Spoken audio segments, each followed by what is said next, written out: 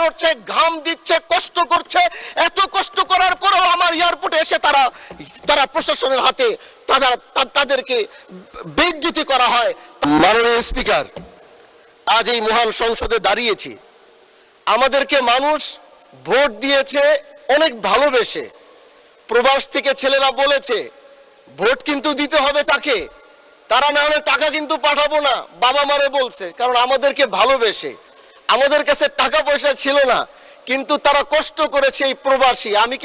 আমি একজন ব্যক্তি এই সংসদে যে আমি পোস্টাল ব্যালটে এসে আমি শেষ সময় পাস করেছি, ফেয়ার নির্বাচন হয়েছিল।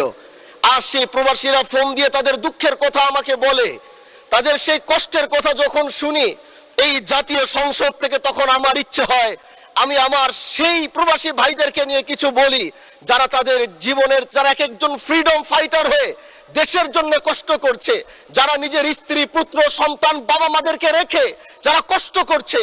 আজকে প্রবাসীরা যখন বাংলাদেশে আসে, এই জাতীয় সংসদে 1 থেকে 1.5 ঘন্টা তাদেরকে নিয়ে আলোচনা হয়েছে, কিন্তু সে আলোচনার প্রতিফলন কি হয়েছে সেটা আজও এখনো দেখলাম না, জানলাম না।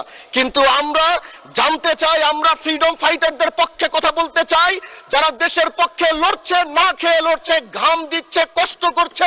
এত কষ্ট করার পরেও আমার এয়ারপোর্টে এসে তারা প্রশাসনের হাতে তাদেরকে বেইজ্জতি করা হয়, তারা অধিকার নিয়ে কথা বলতে পারে না। প্রবাসীরা আজ পাসপোর্টের জন্য দিশেহারা হয়ে গিয়েছে, দেশে আসলে আইডি কার্ড হচ্ছে না। এইখানে যারা মন্ত্রণালয়ে বসে আছেন, আমি কি তাদেরকে জিজ্ঞাসা করতে চাই, তাদের প্রতি কি আপনাদের চোখ কি একটু পড়ে না, মায়া কি একটু হয় না, তাদের জন্য কি একটু দয়া হয় না?